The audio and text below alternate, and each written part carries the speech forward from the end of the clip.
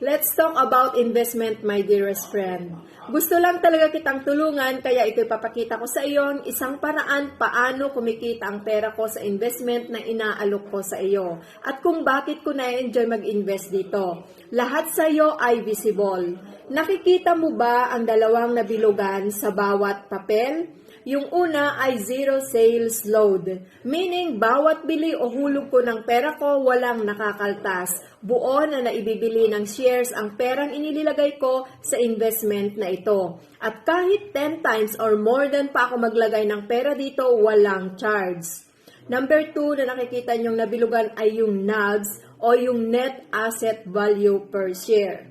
Kung mapapansin mo, iisang mutual fund company ang pinaglagyan ko ng pera ko, pero ang presyo ay magkaiba. From February 1, 2024, ang presyo ay 34 at naging almost 40 ngayong March 1 lang.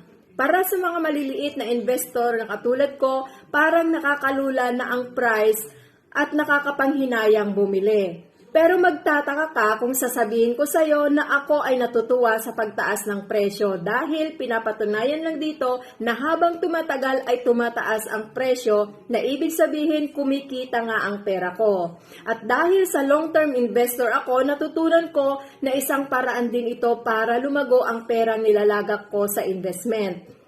Mainam din na ikaw ay nag-iipon sa bangko. Kaya lang, kaibigan, pinapatulog mo lang ang pera mo sa bangko at nagkakasya ka sa 0.25 to 0.50% interest. Kaya kung ikaw ay nag-iipon sa bangko, kaibigan, imbes na kumita, baka kakainin lang ng inflation ang pera mo sa bangko.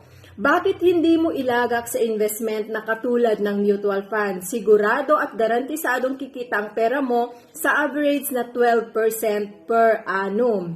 Ito na ang proof, kaibigan. Pinapakita ko na sa iyo dahil gusto ko rin matanggal ang takot at alinlangan mo sa pagpasok sa investment na katulad nito.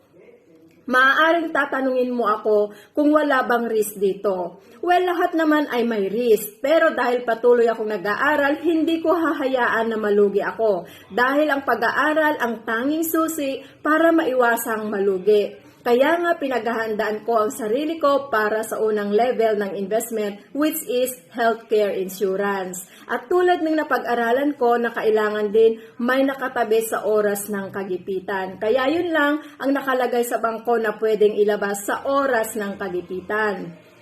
Desisyon mo na lang ang inihintay para sa iyong magandang buhay at kinabukasan na hindi mo na kailangang iasa sa kamag-anak na sinasabi mong natulungan mo o sa mga anak na pinag-aral mo. Sana maisip mo na magkaroon din sila ng sarili nilang pamilya at hindi na ikaw ang magiging priority nila. Kaibigan, hindi ito usaping barbero. Maaaring kilala mo akong mahirap ang buhay, pero yan ang dahilan bakit ako nag-join sa mga top at leading companies at mutual fund dahil mas sigurado doon sa mga matatap at established ng mga company.